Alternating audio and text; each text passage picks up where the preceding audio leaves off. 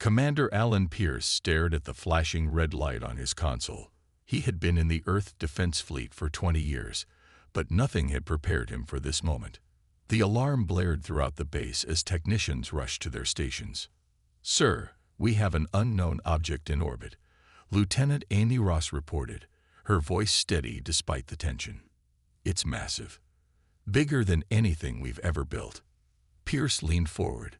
"Show me." The main screen lit up with an image that made everyone in the command center fall silent. A ship hung above Earth, sleek and silver, at least 3 miles long. It dwarfed the International Space Station nearby. "Any communications?" Pierce asked. "Nothing yet, sir." "Wait." Amy's eyes widened. "We're receiving a transmission. They're broadcasting on all frequencies, in English." Pierce nodded. "Put it through." The voice that filled the room was smooth and almost musical. "People of Earth, we bring greetings from the Galactic Council. We wish to establish formal contact with your leaders. Please arrange a meeting within 12 hours. Within 3 hours, the United Nations Security Council gathered in an emergency session. World leaders connected via secure video links. The Secretary General, Helena Voss, looked grim as she addressed the assembly. "We have confirmed the alien vessel carries representatives who call themselves Sorathi. They claim to speak for something called the Galactic Council. They have agreed to send 3 delegates to this chamber." A side door opened, and 3 tall figures entered. The aliens stood nearly 7 feet tall with blue-tinted skin that seemed to shimmer under the lights.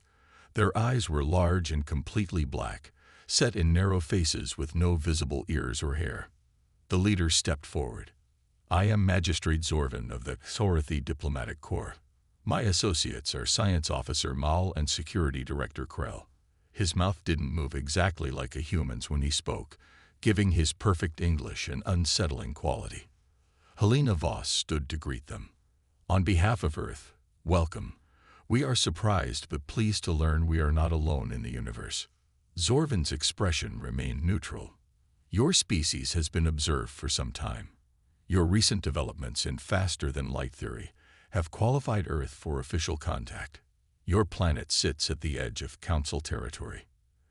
"And what does this Council want from us?" asked the Chinese president.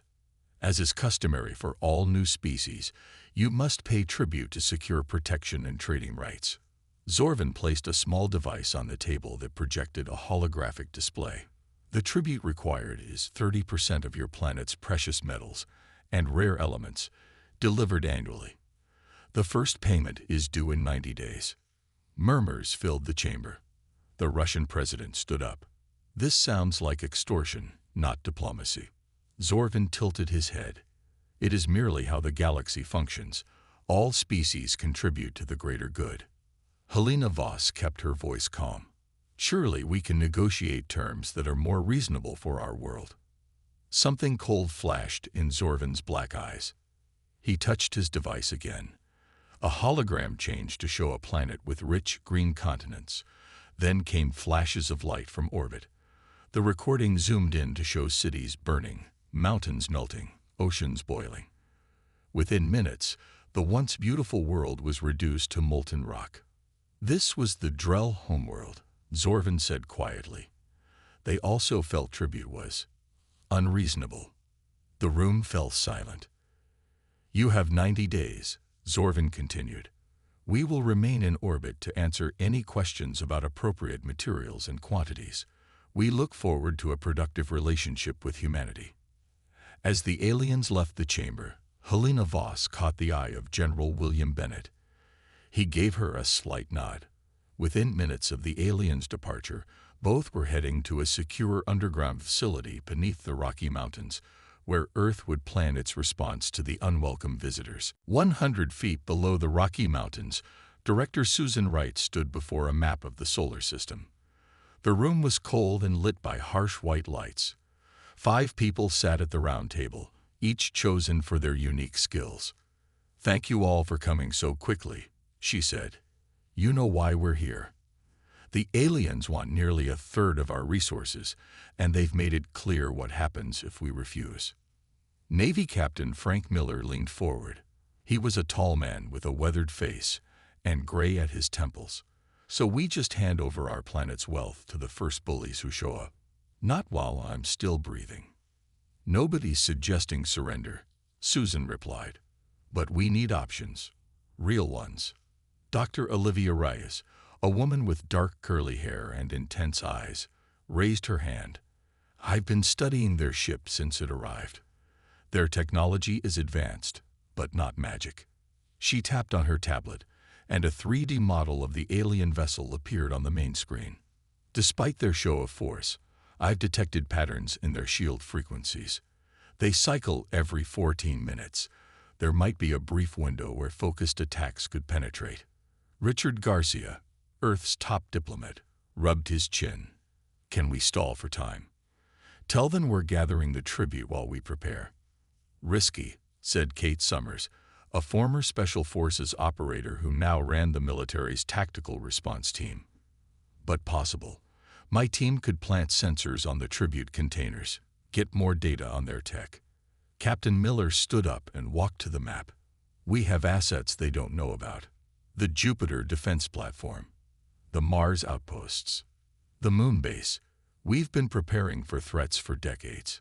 But nothing like this, Susan reminded him. No, Miller agreed. But we've built weapons based on theoretical alien tech, rail guns that can punch through 2 miles of solid rock, energy weapons that could disrupt their systems. We just never had a reason to bring them online. Dr. Reyes nodded eagerly. I can work with my team to tune our weapons to their shield frequencies. It won't be easy, but it's possible. How long would you need? Susan asked. 3 weeks for initial tests. Maybe 6 for full deployment. Susan looked around the room. So we're really considering fighting back against a species that can turn planets to slag. Kate Summers' voice was firm. What choice do we have? Pay now, and they'll just take more next year. And the year after that. Until there's nothing left. Richard Garcia stood up. I can keep the talks going. Request clarifications on the tribute. Ask for extensions. I might buy us 60 days, maybe more. It's settled then, Susan said after a long pause. Earth will not submit to extortion. Captain Miller, activate all defense platforms and bring our hidden fleet to readiness. Dr. Rice, you have top priority for whatever resources you need. Kate, I want infiltration plans ready in case we need to get people aboard their ship. And me? Garcia asked. You have the hardest job. Make them believe we're cooperating while we prepare to fight back. As the meeting ended, Susan asked Captain Miller to stay behind. When they were alone, she asked the question that had been bothering her. Frank, be honest. Do we have a chance? Miller's eyes hardened. When the American colonies faced the British Empire, they were outgunned, outnumbered, and fighting the greatest military power on Earth. But they won their freedom. This is a bit different, Susan said. Is it? These Korathi think they're dealing with a primitive, frightened species that will hand over its wealth rather than fight. That's a mistake. He pointed to the alien ship on the screen. They have better technology, but we have 40,000 years of human warfare in our blood. We know how to fight against the odds. Susan nodded slowly. Then let's call it what it is. Operation Firepower begins now. Captain Frank Miller's shuttle approached Jupiter's largest moon, Ganymede. The gas giant filled half the view from his window, its swirling storms a backdrop to the hidden shipyard. As they drew closer, Miller could see the outline of massive hangar doors built into the moon's surface. Authorization code accepted, Captain, said the pilot. They're opening the doors for us now. The shuttle descended into a vast underground chamber. Miller had seen pictures, but nothing prepared him for the real thing. 6 warships sat in formation, their dark hulls gleaming under the harsh lights. Workers moved around them like ants, making final adjustments. A woman in a gray uniform approached as Miller stepped off the shuttle. Captain Miller, welcome to Project Thunderbolt. I'm Commander Linda Hayes, Base Operations. Impressive, Miller said, looking up at the nearest ship. Are they ready? The UVS Thunderbolt is at 92% battle readiness. The other 5 cruisers range from 85% to 90%. We've been working around the clock since your order came through.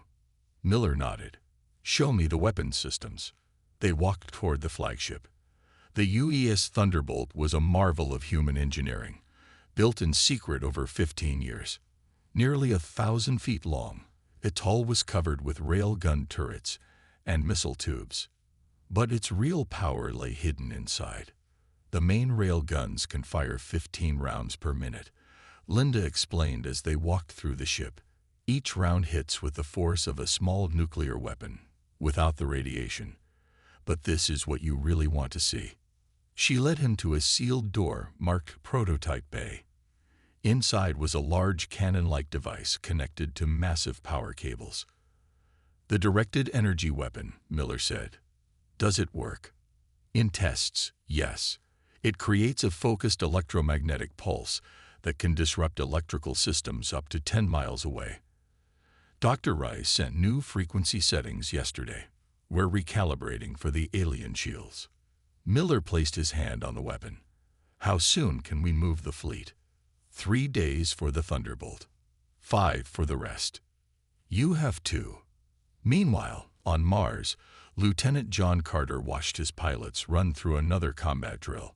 20 fighter craft buzzed through the red planet's thin atmosphere, executing tight formations. Blue team, tighten up that approach, Carter said into his headset. Remember, the alien ships will be bigger and probably faster, but they won't expect coordinated attacks from multiple angles. His second-in-command, Lieutenant Diane Brooks, studied the simulation results on her tablet. They're getting better, but we're still losing 40% of our fighters in each run. That's why we keep drilling, Carter replied. The real thing will only happen once. Carter had been a fighter pilot for 12 years. He'd never imagined his first real combat would be against an alien species, but he'd trained his whole life for impossible situations. On Earth, Dr. Olivia Rice hadn't slept in 3 days. Her lab was filled with pieces of equipment torn apart and rebuilt. Her team worked in shifts, but she refused to rest. The frequency modulator is still off, she told her assistant, Paul. We're getting close, but the pulse needs to be stronger. The power system can't handle more, Paul said, rubbing his tired eyes. Olivia stared at the equations on her screen. Then we need a better power system. She reached for her phone. Get me Captain Miller. Across the solar system, humanity prepared in secret. Mining ships converted to carry weapons. Civilian space stations became military outposts. Every available resource went to Operation Firepower. In orbit around Earth, the Sorathi ship continued to wait, unaware of the activity happening throughout the solar system. Occasionally, they sent messages asking about tribute progress. Richard Garcia always answered politely, explaining the challenges of gathering such large amounts of resources. Of course we understand, Magistrate Zorvin would reply. But do remember the consequences of failure. On day 35 of the 90-day deadline, Captain Miller called a secure meeting with all fleet commanders. The Thunderbolt will be ready for combat in 5 days. I want all ships prepared to move to their staging points. The moment we get Dr. Reyes' final weapon modifications, we strike. Humanity only gets one shot at this. Day 89 arrived with tension hanging in the air. Richard Garcia adjusted his tie as he stood in the United Nations launch bay. 4 large metal containers sat on the platform behind him, each marked with radiation symbols and Earth tribute sample materials. Remember, Director Susan Wright said quietly, your only job is to keep them talking. The longer you stay on their ship, the more data we collect. Garcia nodded. And if they discover the sensors? They won't. Dr. Rice designed them to mimic natural radiation from the materials. Just stick to the script. A beam of blue light appeared, and 3 Xorethi materialized before them. Magistrate Zorvin stepped forward. Mr. Garcia, we are pleased to see you have brought tribute materials for inspection. His black eyes moved to the containers. Though this appears to be far less than required. Garcia smiled. This is just a sample of each category, Magistrate. We wanted to confirm these meet your standards before delivering the full amount. Zorkin studied Garcia's face. Very well.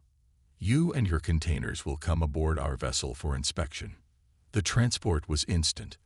One moment Garcia stood in the UN building. The next he was in a vast chamber with curved walls of shimmering metal. 5 more Xorithi waited, wearing what appeared to be military uniforms. Welcome to the Stellar Enforcer, Zorvin said. Please follow me to the inspection area. As they walked, Garcia activated the small device in his pocket. It would map their route and scan for vital systems. The containers, moved by floating platforms, contained sensors that would activate once placed in different sections of the ship. They entered a large laboratory where alien scientists waited. The containers were opened and samples removed for testing. This uranium is of acceptable grade, one scientist reported. The platinum and rare earth elements as well. Garcia nodded. We have much more ready for delivery. However, our experts have questions about quantities. Your requirements would deplete several critical resources within 5 years. Zorvin's expression didn't change. That is unfortunate but necessary. Perhaps we could discuss alternatives. Materials that are less critical to our infrastructure. The requirements are not negotiable, Zorvin said firmly. But we can discuss a longer timeline for certain elements. Please, let me show you our resource processing center, so you understand our needs better. This was exactly what Garcia had hoped for. As they toured more of the ship, the sensors gathered critical data on shield generators, weapon systems, and engine configurations. 3 hours later, Garcia had seen more of the alien vessel than any human before him. His mind raced to memorize details while maintaining a diplomatic front. I believe I understand your requirements better now, he told Zorvin as they returned to the transport room. We will prepare the first full shipment immediately. Zorvin tilted his head. I sense deception, Mr. Garcia. Garcia's heart raced, but he kept his expression neutral. I assure you, we understand the consequences of non-compliance. Do you? Zorvin touched a control panel, and a large screen appeared. It showed images of Earth's solar system, including several human ships moving near Jupiter. You believe we monitor only Earth. We have sensors throughout your system. We have detected unusual activity. Military preparations, perhaps. Garcia maintained his composure.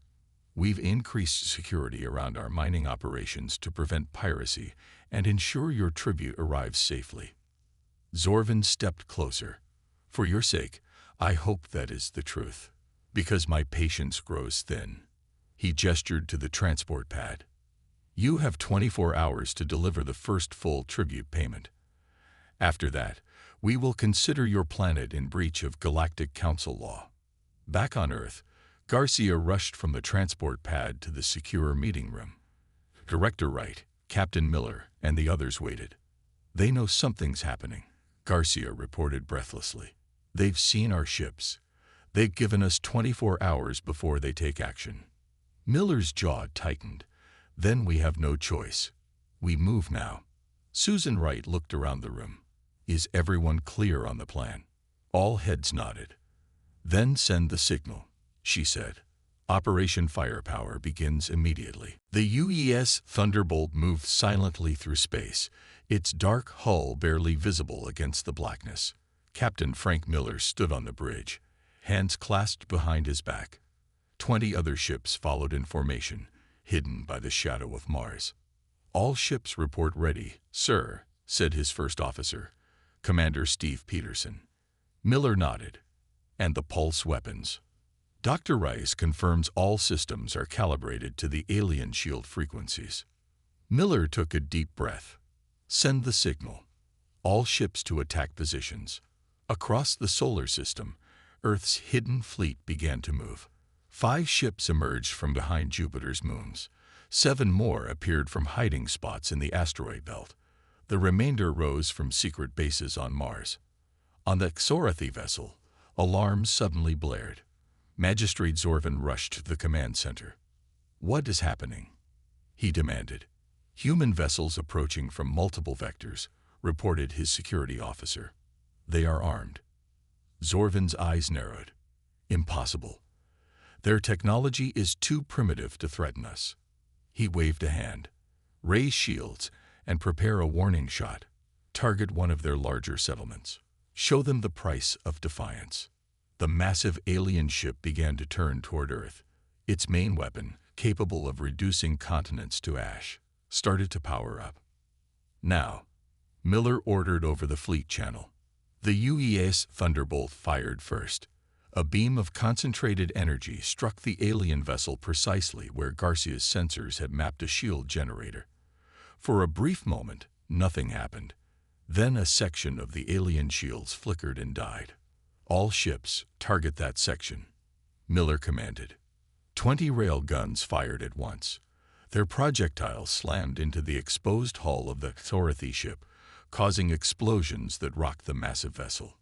In Mars orbit, Lieutenant John Carter led 3 squadrons of fighter craft on an attack run. "Blue team, target their weapons array. Red team, hit their engines. Green team, with me on defense." The human fighters were smaller and less advanced than Xorathi craft, but they flew with coordinated precision. Each targeted the specific vulnerabilities Dr. Reyes had identified. Aboard the Stellar Enforcer, Zorvan couldn't believe what he was seeing. "How are they penetrating our shields? This is primitive technology. They're using focused electromagnetic pulses tuned to our shield frequencies," his science officer reported. "They must have scanned our systems somehow. Launch all fighters. Destroy their fleet." The Xorathi ship released hundreds of small attack craft. They were faster and better armed than the human fighters, but they flew as individuals, not as coordinated teams. Carter's voice came through steady on the comm. "Remember your training. Fight in pairs. Use their speed against them." The space around Mars became a battlefield of streaking lights and explosions. Human pilots died, but they took many alien fighters with them. On the main battlefield, the UES Thunderbolt pressed its attack. Its rail guns fired continuously, targeting the areas where the alien shields were weakest. "They're turning their main weapon toward Earth," Peterson warned. Miller made a split-second decision. "Full power to engines. Put us between that weapon and Earth." The Thunderbolt surged forward, positioning itself directly in the path of the alien ship's main weapon. "Sir, if they fire," Peterson began. "They fire." Miller's voice was calm. "Better one ship than a billion people." On the Xorathi ship, Zorvan gave the order. "Fire main weapon. Show these primitives the consequence of their insolence." A beam of terrible energy lashed out from the Stellar Enforcer. It struck the Thunderbolt dead center. The human ship's shields flared and died in seconds. Hull plating melted and peeled away. But the Thunderbolt didn't break apart. Damaged but still functional, it continued firing, its weapons tearing into the alien vessel's exposed sections. "How is this possible?" Zorvan demanded. "Our weapon should have vaporized them." His science officer looked up in shock. "They've reinforced their hull with a material that absorbs and disperses energy. It's crude but effective." Miller gripped his chair as the ship shuddered around him. Fires burned on the lower decks. Life support was failing in sections. "Damage report," he ordered. "Hull breaches on decks 3 through 7. Main reactor at 60% and falling. Weapons at 40% capacity." Miller nodded grimly. "Continue firing. All remaining power to weapons." The 2 ships hung in space, both damaged, both refusing to yield. But behind the Thunderbolt, Earth remained untouched. And around the solar system, the rest of humanity's fleet closed in for the kill. The badly damaged Xorathi ship limped away from Earth, trailing debris and venting atmosphere. Aboard the UES Thunderbolt, Captain Miller watched through a cracked view screen as the alien vessel retreated toward the edge of the solar system. "They're running," Commander Peterson said, wiping blood from a cut on his forehead. Not running, Miller corrected. Regrouping. They're sending a distress call. He turned to his communications officer. Get me Director Wright. Susan Wright's face appeared on screen, her expression grim. Captain, your ship took heavy damage. Do you need to abandon? Not yet. The Thunderbolt still has some fight left. But we have a bigger problem. The Thorethi are calling for reinforcements. Wright nodded. Our long-range scanners are picking up anomalies near Pluto's orbit. I think more ships are coming. Miller studied the tactical display. We need to pull back to defensive positions around Jupiter. We can't win a prolonged battle if they bring in more ships. Agreed. I'm activating Phase 2 of Operation Firepower. All across Earth orbit, hidden satellites began to power up. For years, they had appeared to be ordinary communications or research platforms. Now their true purpose was revealed as they began generating an energy field around the planet. Dr. Olivia Rice stood in a control room beneath Geneva, monitoring the shield grid. Power levels at 60% and rising, she reported. Using the data from the Thorethi ship, we've matched their shield frequency. It should hold against at least one of their vessels. 3 hours later, the Thorethi reinforcements arrived. 3 ships, slightly smaller than the Stellar Enforcer but still massive compared to Earth vessels, emerged from faster-than-light travel. Magistrate Zorvan, his blue skin now pale from injury, addressed the commanders of the new ships. The humans have primitive but effective weapons. They somehow penetrated our shields and caused significant damage. Impossible, said the lead commander, Drelvex. Their technology is centuries behind ours. Do not underestimate them as I did, Zorvan warned. They are resourceful and willing to sacrifice themselves. Drelvex studied the planet below. Their defenses are irrelevant. We will bombard them from a distance their weapons cannot reach. Then we will take what we want from the ruins. The 3 new ships, plus the damaged Stellar Enforcer, moved toward Earth in formation. Their weapons charge, ready to reduce human civilization to ashes. Director Wright watched from the command center as the alien fleet approached. Shield status. At full power, Rise replied. But it's never been tested against weapons of this magnitude. Wright touched her communicator. Miller, are your ships in position? In the shadow of Jupiter, the human fleet had regrouped. The Thunderbolt had managed emergency repairs, though it was far from fully operational. 20 other vessels waited with it, joined by the survivors of Lieutenant Carter's fighter squadrons. Ready on your command, Miller answered. But we need time to flank them. We'll buy you that time, Wright said. The Thorethi fleet reached optimal firing range and unleashed their weapons. Beams of destructive energy slammed into Earth's newly formed shield. The energy field glowed bright blue as it absorbed the assault. In the Geneva control room, alarms blared as systems overloaded. Shield holding at 70%. Rise shouted over the noise. But we can't take this bombardment for long. Wright made a decision. Activate the orbital defense platforms. Hidden among common satellites, 50 weapons platforms revealed their true nature. They began firing concentrated energy beams at the Thorethi ships, targeting the same weak points the Thunderbolt had exploited. While the aliens focused on breaking through Earth's shield, Kate Summers led a small team on a critical mission. 3 stealth shuttles, their hulls coated with materials that absorbed sensor scans, approached the damaged Stellar Enforcer. We have one shot at this, Summers told her team as they prepared to board. Our objective is to access their main computer and communications array. If we succeed, we might end this war before it destroys both our species. The shuttles attached to the alien hull like remoras on a shark. Cutting tools sliced through damaged sections, creating entry points where none should exist.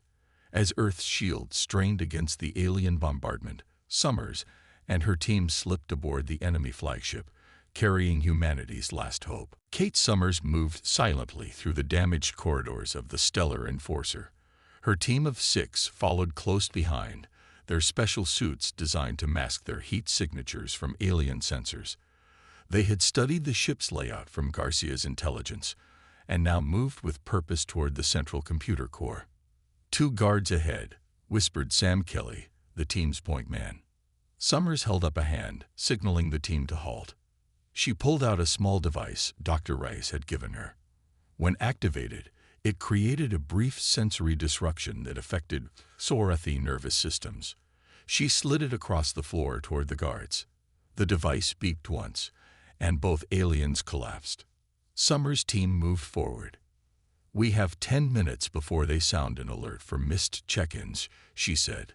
"Move fast." They reached a massive door marked with alien symbols. Ben Walsh, their tech specialist, connected a tablet to the access panel. The code-breaking software worked through possible combinations while the rest of the team kept watch. "I'm in," Walsh said after 2 tense minutes. The door slid open to reveal a vast chamber filled with glowing data cores. "Start the download," Summers ordered, "and look for anything about their communication protocols." Walsh connected to the alien system. "This is strange," he said.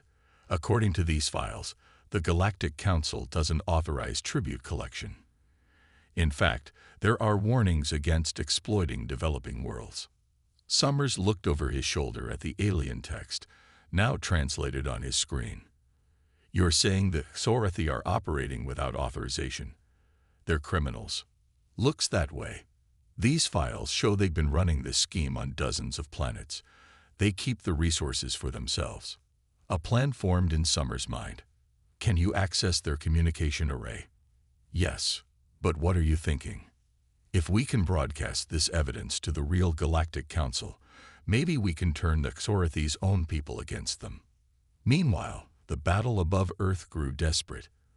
The planet's shield flickered as it absorbed blow after blow from the alien fleet.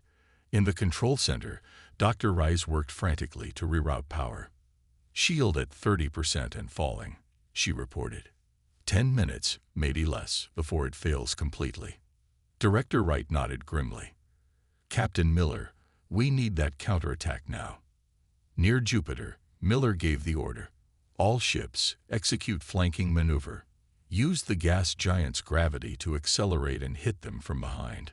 Earth's fleet swung around Jupiter, using the planet's massive gravity to slingshot them toward the battle at incredible speed. Aboard the Stellar Enforcer, Summers' team reached the communication center. 3 Sorathi technicians died before they could sound an alarm. Walsh connected their evidence to the ship's main transmitter. "This will broadcast on all Galactic Council frequencies," he said. "Everyone will see what the Sorathi have been doing." "Do it," Summers ordered. Walsh activated the transmission. Proof of the Sorathi crime syndicate's activities spread across every communication channel in the sector, including to the attacking ships. In the midst of the space battle, something unexpected happened. The Sorathi ships stopped firing. On the bridge of the lead vessel, Commander Drelvex received an urgent message. His eyes widened as he read it. "Stand down all weapons," he ordered. "We've received a direct command from the High Council." His second-in-command looked confused. "But the humans are not our enemy." Drelvex's voice turned cold. "It seems Zorvan and his crew have been operating an illegal extortion ring. The Council is dispatching peacekeepers immediately." He turned to his communications officer. "Open a channel to Earth's leaders." In the Geneva Command Center, a surprise technician reported, "Director, we're receiving a transmission from the lead alien ship. They're requesting to speak with Earth's representatives." Wright straightened her jacket. "Put them through." The face of Commander Drelvex appeared on screen. "People of Earth, I must convey the deepest apologies of the true Galactic Council. The Sorathi who demanded tribute from you were criminals operating without authorization. I have ordered all hostilities to cease immediately." Wright's expression remained neutral. "And we're supposed to believe this sudden change of heart. The evidence your operatives uncovered from Zorvan's ship has been transmitted throughout Council space. Peacekeepers are already on their way to arrest Zorvan and his conspirators." Drelvex bowed his head. "The Council requests a ceasefire and the opportunity to make amends." Wright looked at the tactical display. Earth's shield was failing, but their fleet was now in position to strike. She had to make a decision that could determine humanity's future among the stars. 6 months passed since the battle that nearly destroyed Earth. On a clear spring morning, Captain Frank Miller, now wearing the uniform of an admiral, stood on a platform at the new Galactic Embassy in Geneva. Beside him, Dr. Olivia Rice adjusted her formal dress uniform, looking uncomfortable out of her lab coat. "Stop fidgeting," Miller whispered. "They'll be here any minute." "I'm a scientist, not a diplomat," she replied. "I should be in my lab working on the new shield technology." Before Miller could respond, a beam of light appeared in the center of the platform. 3 figures materialized. Tall, elegant aliens with silver skin and eyes that reflected like mirrors. They were nothing like the blue-skinned Xorathi. Director Susan Wright stepped forward. "On behalf of Earth, I welcome the representatives of the Galactic Council." The lead alien bowed deeply. "I am High Counselor Ilara. We bring greetings and friendship to humanity." Her voice was musical, with perfect English. "We also bring what we promised: compensation and knowledge." 2 more transport beams appeared, delivering large containers filled with technology and data cores. "These contain medical knowledge that will extend human lifespans by decades," Ilara explained. "Energy systems that will end your dependence on fossil fuels, and agricultural techniques that will triple your food production." Miller watched cautiously. After the Xorathi betrayal, trust came slowly. Richard Garcia, now Earth's official ambassador to the Council, joined the group. "And what does the Council expect in return?" "Your unique perspective," Ilara replied. "In 5,000 years of the Council's existence, no species has ever defeated a Xorathi warship, let alone 4. Your resourcefulness and determination are qualities we wish to learn from." Later that day, in a private meeting room, Miller and the human leadership received a full briefing on the galaxy they had joined. "The Xorathi criminals have all been captured," Ilara explained. "Magistrate Zorvan and his associates will face justice for their crimes against multiple worlds." "And the tribute system?" Garcia asked. "Never existed. The Council believes in equal standing for all sentient species. Zorvan's group operated by finding isolated worlds and exploiting them before official contact could be made." Kate Summers, now head of Earth's new Galactic Security Division, leaned forward. "What happens now? Do we get a seat on this council?" "In time," Ilara nodded. "But more immediately, we offer membership in the Galactic Defense Fleet. Your proven ability to innovate under pressure would be invaluable." Director Wright looked at Miller. "That would be Admiral Miller's decision."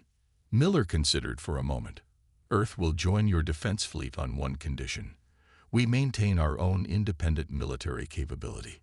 Ilara smiled. "We expected nothing less. In fact, we're hoping you'll share your railgun technology and shield frequency modulation techniques with other member worlds." 6 weeks later, the UES Thunderbolt, fully repaired and upgraded with Council technology, prepared for its first official mission beyond the solar system. Admiral Miller stood on the bridge, watching Earth grow smaller on the view screen. Dr. Reyes joined him, now serving as the ship's chief science officer. "Hard to believe we're heading to the Galactic Council headquarters as honored guests instead of facing extinction." "We earned it," Miller said. "Humanity stood its ground when surrender seemed like the only option." Lieutenant John Carter, recently promoted to lead the ship's fighter squadron, entered the bridge. "All fighters secured, Admiral. The Council escort vessels are ready when we are." Miller nodded. "Tell them we're ready. Take us out, helm." As the Thunderbolt moved toward the jump point that would take them to the heart of Council space, Richard Garcia prepared to address the Council as Earth's first official ambassador. His speech was simple but captured the spirit of humanity's place in the galaxy. "We came to the stars expecting to find wonders and mysteries," he would tell them.